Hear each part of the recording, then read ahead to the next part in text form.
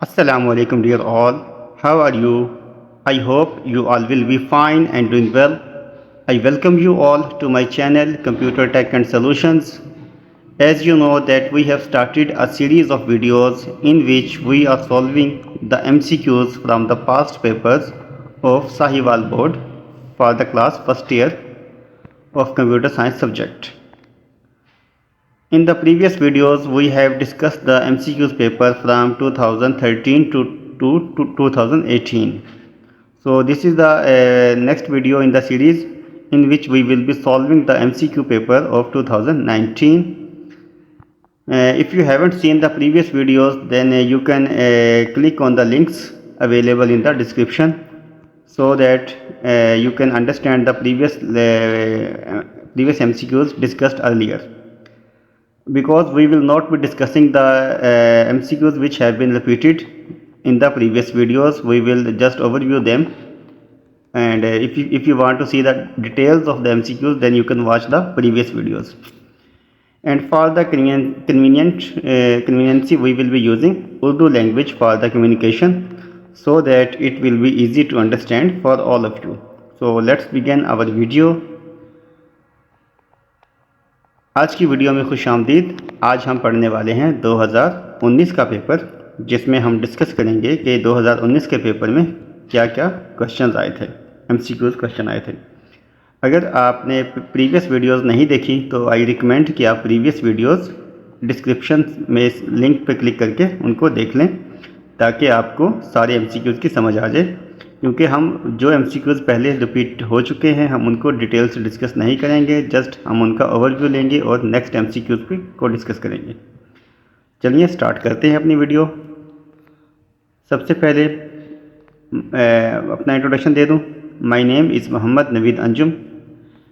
I am doing the teaching as a lecturer in a college. So let's start our first question from the 2019 paper.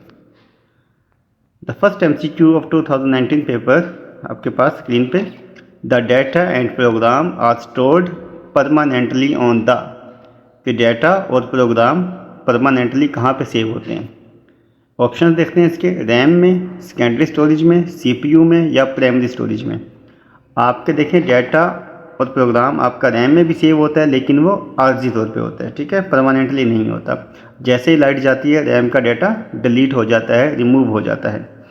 उसके बाद secondary storage हमारे पास ऐसी storage device है जहाँ पे data हम permanently save कर सकते हैं। CPU में डाटा सेव किस्म का होता भी है। अगर हम देखें CPU के अंदर रजिस्टर होते हैं, वहाँ पे डाटा सेव होता है, लेकिन वो फॉर द टाइम बिंग होता है। इसलिए हमारे पास प्राइमरी स्टोरेज में हमारे पास रैम है, ठीक है। रैम में अगर बात करें तो प्राइमरी स्टोरेज में डाटा आपका सेव परमानेंटली नहीं होता, तो इसमें राइट ऑप्शन होगा सेकेंडरी स्टोरेज हमारे पास, जहाँ पे डाटा हम परमानेंटली सेव कर सकते हैं। तो ऑप्शन बी हमारा राइट आंसर होगा, secondary storage. Question number 2 of this paper. Question number 2 में पूछा गया है विच of the following is not an output device. कह रहा है कि इन ऑप्शंस में से कौन सी डिवाइस आउटपुट डिवाइस नहीं है। ऑप्शंस देखते हैं। Monitor, speaker, printer, scanner. Monitor भी आउटपुट डिवाइस है जो हमें सॉफ्ट कॉपी आउटपुट देती है। स्पीकर भी आउटपुट डिवाइस है, ये भी हमें सॉफ्ट कॉपी आउटपुट देता है। प्रिंटर हमारे पास ये भी आउटपुट डिवाइस है, लेकिन ये हमें हार्ड कॉपी आउटपुट देता है। और स्कैनर हमारे पास इनपुट डिवाइस है जो हमसे डॉक्यूमेंट्स को स्कैन करके हमारे पास उसको इमेज की फॉर्म में अपने पास सेव करता है इन अ डिजिटल डाटा। तो यहाँ पे स्कैनर हमारे पास इनपुट डिवाइस है, ये आउटपुट डिवाइस नहीं है। तो इसका राइट ऑप्शन होगा option D. Question number 3। Which of the following is an example of de facto standard. के इन ऑप्शंस में से डी फैक्टो स्टैंडर्ड की एग्जाम्पल कौन सी है। हमने दो तरह के फैक्टर पढ़े थे, एक डी फैक्टो स्टैंडर्ड और एक डिजोर स्टैंडर्ड, ठीक है। डिजोर स्टैंडर्ड भी कहते हैं, डिजोर स्टैंडर्ड भी कहते हैं हम इसको।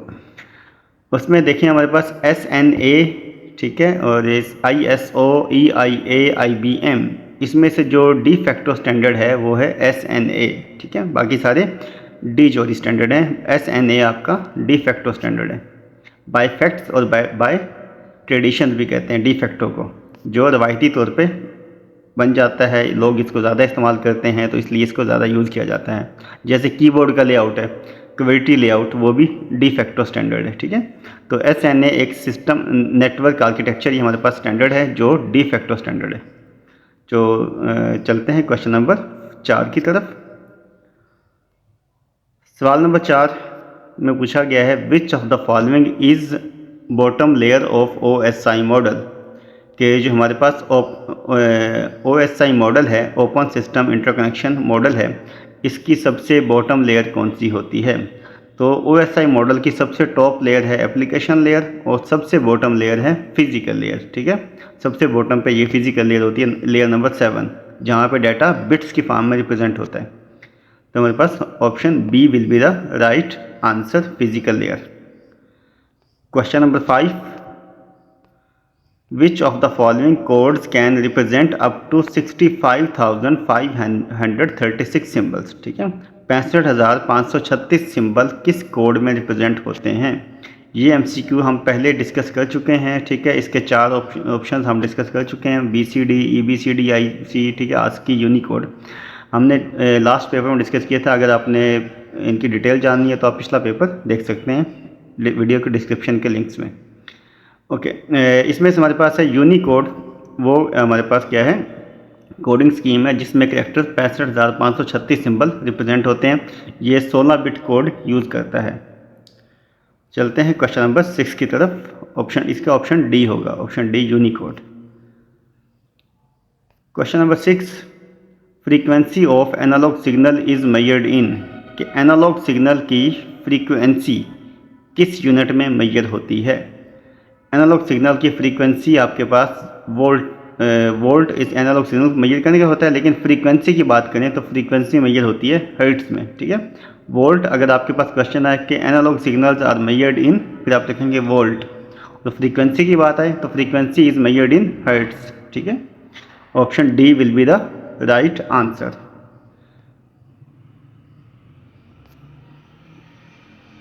क्वेश्चन नंबर 7,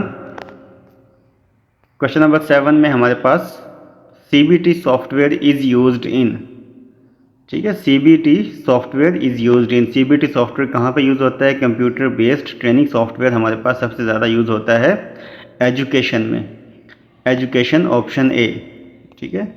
आप देख रहे हैं कि मैं कुछ क्वेश्चन को डिस्कस नहीं कर रहा क्योंकि ये हम पहले से डिस्कस कर चुके हैं, इसलिए जस्ट हम उनके आंसर डिस्कस कर रहे हैं। इनके जितने भी ऑप्शंस हैं हम पहले से प्रीवियस पेपर्स में डिस्कस कर चुके हैं, तो हम जस्ट इनके ऑप्शंस को देख रहे हैं। तो CBT सॉफ्टवेयर कहाँ यूज़ होता है, एजुकेशन में। Question number 8, which of the following is not a type of बस, इसमें से कौन सी जो चीज़ है वो बस की टाइप नहीं है। इन ऑप्शंस में से हमारे पास देखें आप कि control bus, address bus, data बस, इंफॉर्मेशन बस। तो इसका राइट आंसर होगा ऑप्शन डी, इंफॉर्मेशन बस। ये क्वेश्चन भी रिपीटेड है, पहले आ चुका है, इसको डिस्कस किया जा चुका है पहले से। इंफॉर्मेशन बस इसका राइट आंसर है। अगर आपने बाकी ऑप्शंस के बारे में जानना है तो आप प्रीवियस वीडियोज़ को देख के जान सकते हैं। क्वेश्चन नंबर 9 हमारे पास है, the idea of stored program computer was given by, कि स्टोर्ड प्रोग्राम कंप्यूटर का आइडिया किसने दिया था। चैप्टर 5 से सवाल है ये दिया था हमारे पास जॉन वॉन न्यूमन में, ठीक है। जॉन वॉन न्यूमन जो साइंटिस्ट था उसने स्टोर्ड प्रोग्राम कॉन्सेप्ट का आइडिया दिया था, जिसमें हमारे पास डाटा और मेमोरी को एक ही जगह पर स्टोर किया गया था, ठीक है। डाटा और प्रोग्राम जो मेमोरी में स्टोर किए गए थे, इसको हम कहते हैं stored program concept. John von Neumann, option C will be the right answer. Question number 10, McAfee is an example of, McAfee किस चीज़ की एग्जाम्पल है। McAfee is an example of antivirus software, the software which is used for removing the viruses is called antivirus software, जिससे हम viruses को ख़त्म करते हैं, रिमूव करते हैं।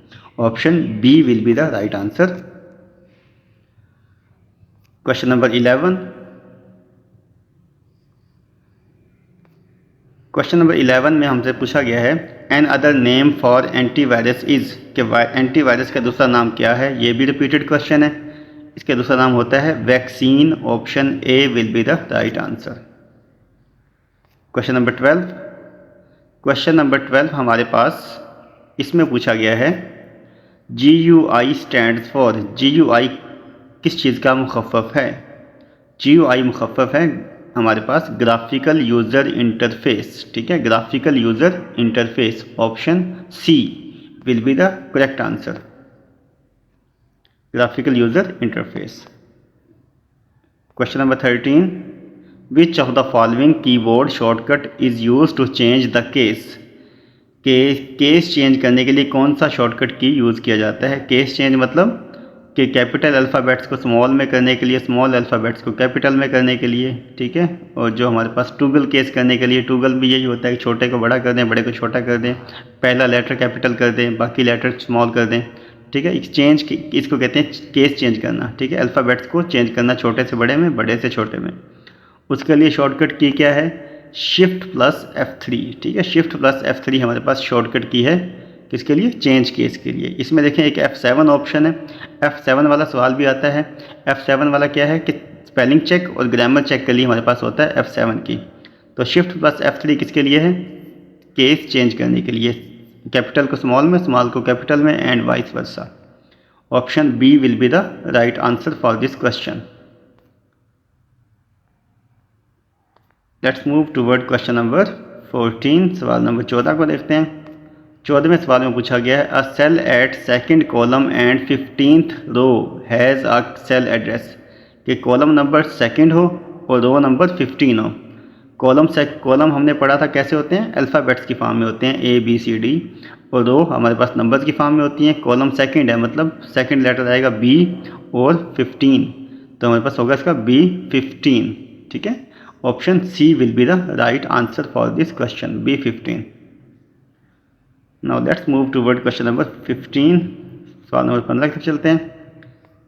Which of the following is email client software, कि इसमें से कौन सा ईमेल क्लाइंट सॉफ्टवेयर है जिसके ज़रिए हम ईमेल्स मैसेज को सेंड कर सकते हैं, रिसीव कर सकते हैं? इसमें इंटरनेट एक्सप्लोरर IE ये हमारे पास क्या होता है? ये हमारे पास वेब ब्राउज़र होता है, इसलिए हम वेबसाइट को सर्च करते हैं। गूगल कॉम ये भी हमारे पास सर्च इंजन है। गूगल क्या है? सर्च इंजन है। आउटलुक एक्सप्रेस ये हमारे पास ईमेल क्लाइंट सॉफ्टवेयर है, इसके लिए हम ईमेल को सेंड और रिसीव करते हैं। और MS वर्ड हमारे पास क्या है? एक एप्लीकेशन सॉफ्टवेयर है जिसके ज़रिए हम अपने वर्ड प्रोसेसिंग के काम करते हैं। तो इसका राइट आंसर होगा ऑप्शन सी, आउटलुक एक्सप्रेस, जिसको हम ईमेल को सेंड करने के लिए और रिसीव करने के लिए इस्तेमाल करते हैं।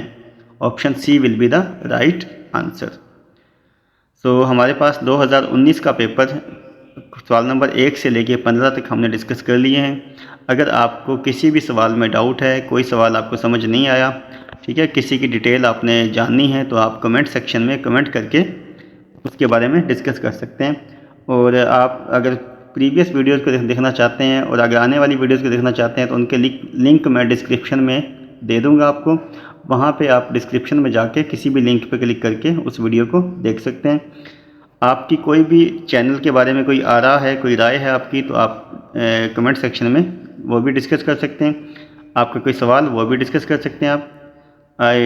आई विल इंशाल्लाह reply you when ever I see the questions. इंशाल्लाह मिलते हैं नेक्स्ट वीडियो में। टिल देन टेक केयर, अल्लाह हाफिज़।